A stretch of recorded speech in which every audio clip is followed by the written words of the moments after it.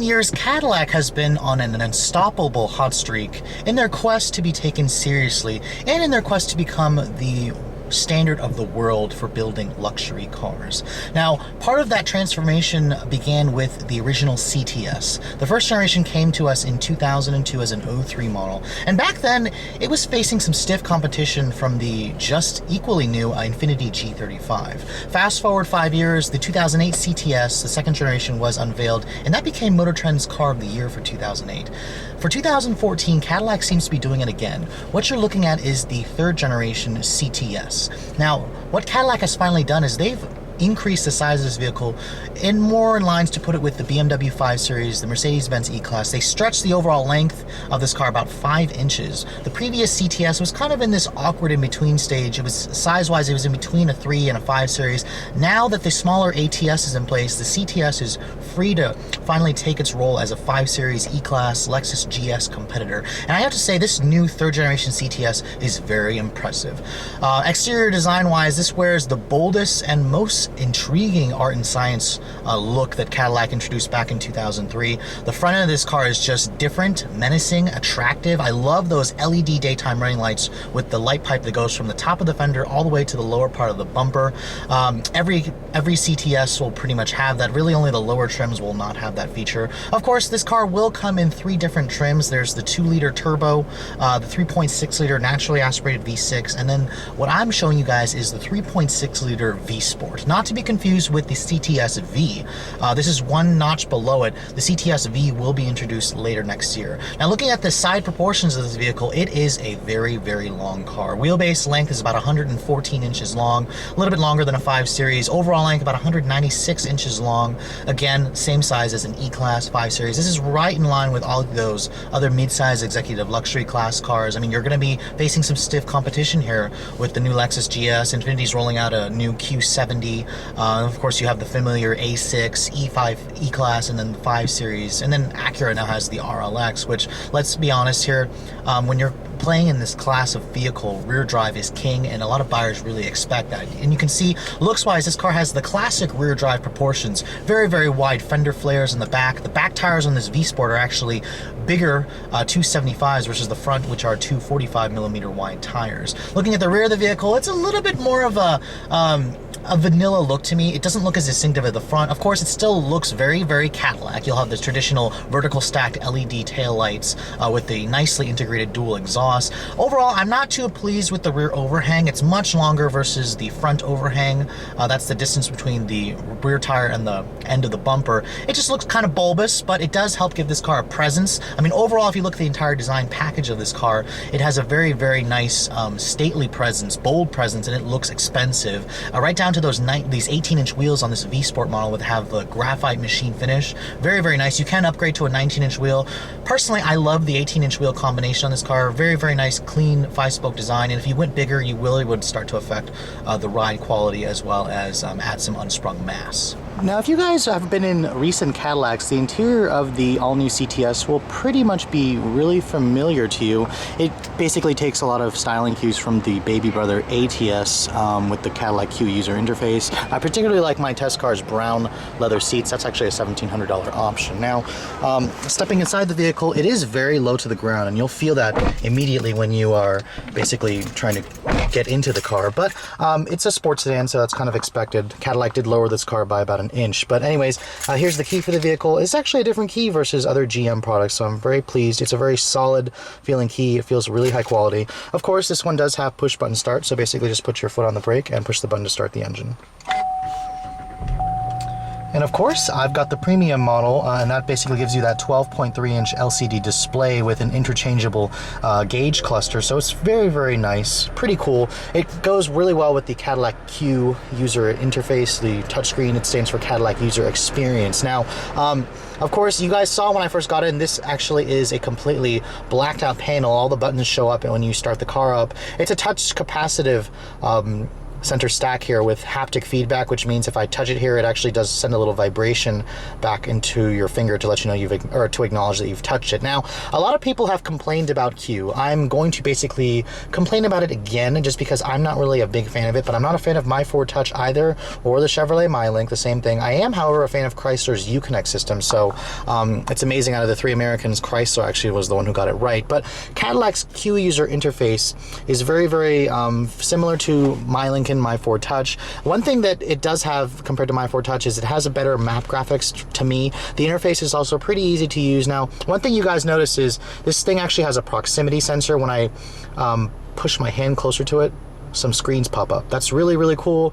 Kind of unnecessary, but nevertheless, it's cool. You'll basically have your 4 sources here, or selections. There's your audio, your phone, navigation, and climate. When I go to the navigation function, it's the same map interface that you're going to find on the latest GM products. It's a pretty good map interface. Now, GM says that this thing is supposed to remind you of a tablet, so you can pinch, you can zoom, you can scroll like a tablet. It doesn't really have the computing power to do so. It's pretty slow, so GM really needs to up the processing power or take away some of the stuff on here that's really lagging it. Now, if you go to your audio sources here, you're going to have media here if you want to check out your media. That'll go cycle between your phone, USB, Bluetooth audio. Go to radio here. You can basically cycle between AM, FM, XM, satellite radio. You'll also have HD radio as well. Pandora is here. Basically, the GM apps are included with the GM OnStar. Now, some pretty cool things about this interior. This cup holder lid, it's power. I guess that's pretty cool. Kind of unnecessary. I'm kind of wondering what'll happen if you spill something there. This also, if you just touch your hand there, this opens up and to reveal a USB power outlet in there, and it's nicely that it's lit up. To close it, just kind of touch your finger there. Everything in here is touch sensitive. So for example, if you want to turn the volume down, the best way that I've done it, or that I figured out how to do it, hold your finger there and then kind of just slide it. That's the quickest way to do it, and then slide it back. If you try to do it too quickly like this, the system won't pick it up. So it's a little finicky. You can see here even the glove box is power actuated, kind of like a Jag. Now, when you look at the rest of the interior of this car, it's a very nice interior. For $70,000, it damn well should be. But it's a leather stitch here. I like the contrasting stitching that matches the seats. You have perforated leather as well. Looking at the door panels, it is also soft touch with more suede Alcantara. This is real wood trim, chrome door handle. All the windows are automatic up down for all 4. That's kind of expected. Really nice padded leather. It's even soft touch down here where you expect this to be hard, as well as down here where your knees may actually touch. And it's all very nicely carpeted here as well. Looking at the center console here, it's a pretty decent size. You'll find 2 more USB ports in there, another power outlet right here. Now, this car actually comes with an 8-speed automatic transmission. It does have a backup camera, of course, with some distance trajectory. This car also has front and rear parking sensors. That's kind of expected. Again, this is a pretty expensive car. Now, another thing with the premium package that rolls in is this big panoramic sunroof. I love the sunroof. I would probably pay the $10,000 just for the sunroof. But in addition to the sunroof, you'll get this instrument panel display, which let me show you guys the 4 different gauges you can change it to. To basically change it, you want to cycle through this setting here. It's all controlled from this wheel, or from this little toggle right there. Go to settings there. Go to display unit or display layout. You can basically cycle between simple, which looks horrible. It looks like it belongs in the Volt, not some 420 horsepower Cadillac. Balance is my favorite. That's the one that I had it on before. This is my favorite. I like the 3 displays right here that show you basically everything you need to know. Performance is also a nice one as well. For some reason, I just prefer balance. I'm not really a big fan of this big old portion right here that shows information. I do like the red color though. And then of course there's also enhanced, which is basically looking like simple, but it gives you a little bit more information. But I hate how it takes away the tach. In a car like this, you really want to have the tachometer. Now, a couple of safety features in this car. It does, of course, have the driver assistance tech that you expect. Like, for example, there's your parking sensors, there's your lane departure warning. It has blind spot monitoring on the mirrors, forward collision warning, adaptive cruise control, which is basically controlled with these buttons here on the steering wheel. It also has Cadillac's automated parallel parking system, just like Ford's, just like Lexus's advanced park assist is what they call it. But one of the best features about this interior in terms of tech, I actually discovered on accident when I was backing into a spot, is this car will actually automatic brake. For example, let's say you're gonna back into a spot here. Let's pull up a little bit here. If you're gonna back into a spot, now this car actually has sensors front and rear, like I said, but it'll actually hit the brakes for you if it notices that you're gonna hit this wall. So give you guys a quick demonstration. I'm gonna back up.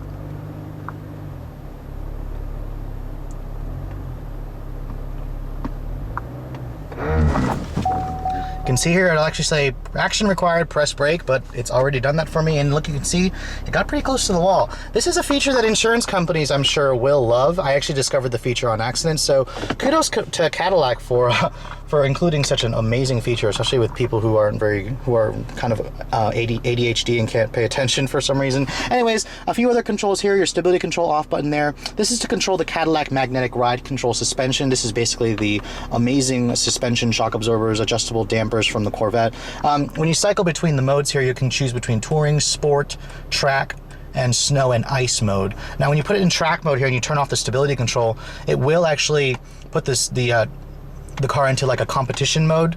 Stability track competitive mode, that's for track use only. I've heard this car is really excellent. I'll show you guys just how well this thing drives when we get out on the road to drive. Now, most of the times I actually had it in sport mode. I found that it gave you a really nice balance between ride, handling, and throttle response. Overall, the interior of this car is quite impressive. For $70,000, it feels, looks, and drives expensive. It has the technology features to make it feel $70,000, and I'm quite impressed. Not a really big fan of Q user interface, but overall, very impressed with this interior. Now, with a vehicle in this class, you're probably wondering how the back seat capacity is, and the CTS is actually not bad. It is on the smaller side compared to its competitors. You're looking at about 35 inches of legroom here, but you can see stepping inside the back seat, you know, surprisingly for someone like me, 5'7", I find this pretty comfortable, much better than the smaller ATS. But if you guys are going to look at a 5 Series, it's going to give you more space in the back. You can see here, rear seat passengers have their own set of vents. There's actually heated seats back here. It's tri-zone climate control, so rear seat passengers can choose their own settings here for the rear seat area. Of course, there is an armrest right here with some cup holders and some storage. The seat back, surprisingly, does fold down 60/40. That's a little bit rare in this class, but I love the thigh support. Just as supportive as the front seats. The leather feels really high quality. And then, of course, the materials, same high quality stuff here. It's even soft touch down here from the front seats. And then, of course, rear seat passengers can put up their own little shade if they feel the need to block out the paparazzi, right? Looking at the trunk capacity of the CTS, it's also on the smaller side. You're going to look at about 13.7 cubic feet of space. Now, opening-wise, it's a very large opening, and the trunk appears very, very deep. It goes in very far, and it also has a 60/40 split fold-down seat back. Very rare in the luxury class. Most of the times, the seats don't fold down. You just get a simple pass-through. Now, the trunk itself, it's not the power closing kind, so those of you with your 5 Series, your E-Class, you'll still have that bracking right, unfortunately. Now, when you look under the hood of the all-new CTS-V Sport, this is probably the most exciting part of the entire frickin' car. This is an all-new engine for GM and Cadillac, the company's most powerful production V6 engine ever, a 3.6-liter twin turbocharged direct injection V6. Basically, they took the regular 3.6 and they strengthened the internals, add 2 turbochargers to it. The numbers are really impressive for a 6-cylinder, 420 horsepower and 430 pound-feet of torque. That basically makes it the most powerful V6 engine in its class. It makes basically the same amount of power as the boosted 8-cylinder engines in its competition. Now, fuel economy is rated at 1624 on premium, of course. The V Sport only comes with rear-wheel drive and an 8-speed automatic. The CTS is available with 2 other powertrains, a 2-liter Turbo 4 with 272 horsepower, or the naturally aspirated 3.6-liter V6. That makes 321. You can get all-wheel drive on the 2 smaller engines, but this only comes in rear drive. Let's take a look at how it all works together.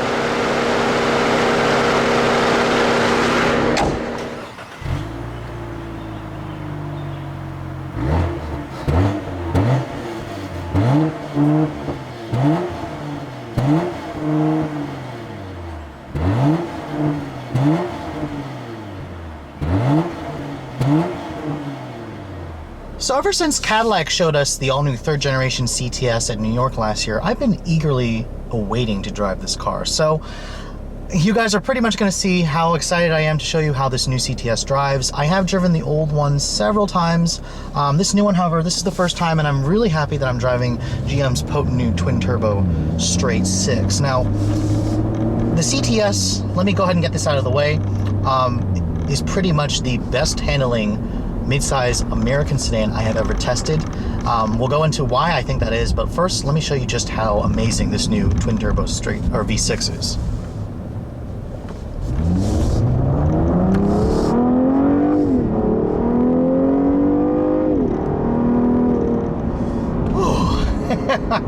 And you can see with 420 horsepower and 430 foot-pounds of torque, this boosted twin turbo 6 is putting out V8 numbers. If you're going to compare this car to its main competitors, you're going to be looking at a BMW 550i, a Mercedes E550, an Audi S6, and all of them have boosted 6s. And the Cadillac CTS-V Sport's 6-cylinder actually makes more power than the competitor's V8, except BMW's. BMW just upped the power on their 550i to 445. Last year, however, it was only at a measly 400.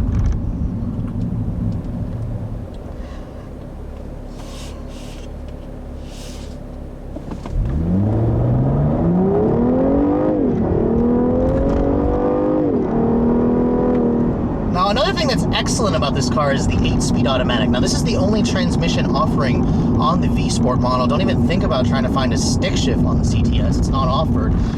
The other engines do offer a 6-speed automatic for the Turbo 4 or the all-wheel drive naturally aspirated V6. However, this 8-speed auto, it's manufactured by Aisin. It's made in Japan. It's a really good transmission. Sometimes I do find that it hunts and constantly is shifting gears, especially when you leave it in the touring comfort mode.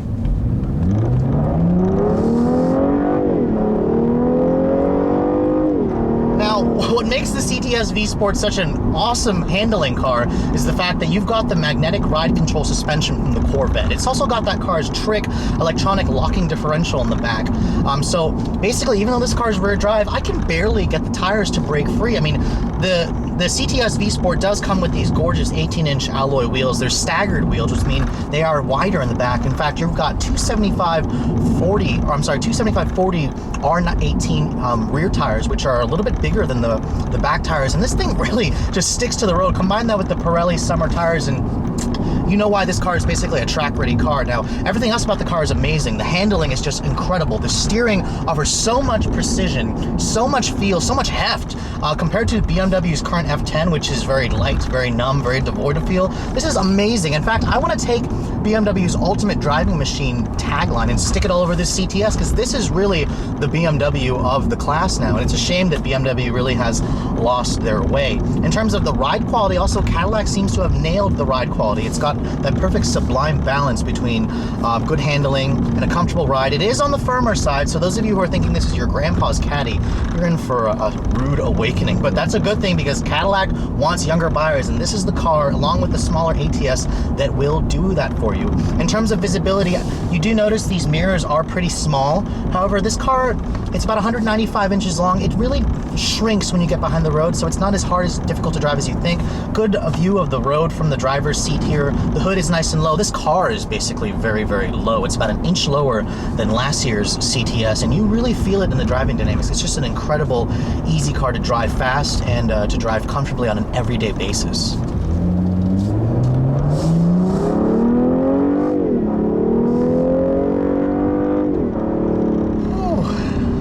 Anyways, if we're going to talk some numbers here, this car will hit 60 in 4.4 seconds, which makes it about a half a second quicker than most of its V8 competitors. Really, only the Audi S6 will be able to keep up with this car, but it's just unfreaking believable. The 8-speed automatic, an amazing partner. This thing also has a really nice sound. I love that growl, that bark that twin-turbo V6 makes. It's just an incredible noise. Cadillac actually says they funnel in some intake noise, some induction noise through the speakers of the car.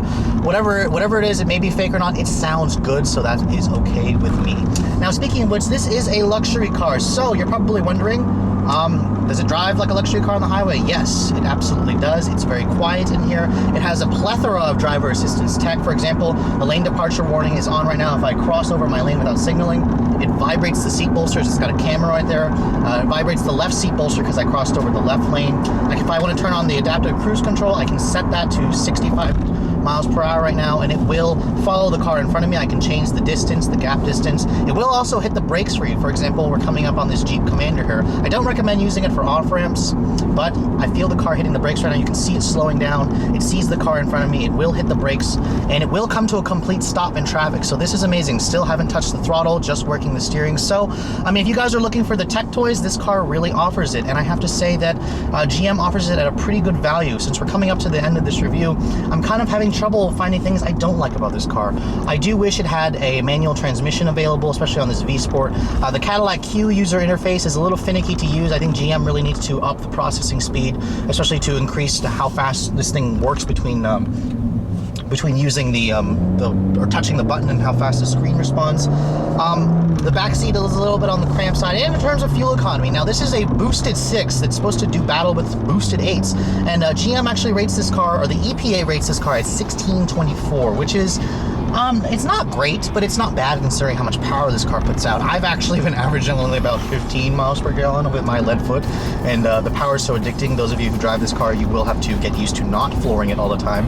If you guys are going to look at its competitors, they're going to get about the same. 1725 is what I've seen as well from a boosted 8-cylinder. So fuel economy advantage, unfortunately, this Turbo 6 doesn't really offer it. I'm hoping that GM will improve the fuel economy. It should be getting in the almost 30 miles per gallon, especially on the highway, just to give you that 6-cylinder advantage. But it's a pretty high-strung V6, so I'm not really too surprised. The CTS is also lighter than its competitors. This thing weighs about 300 pounds less than a comparable 5 Series, so that's another plus that I really like about this car. GM did that with its extensive use of aluminum and high-strength steel.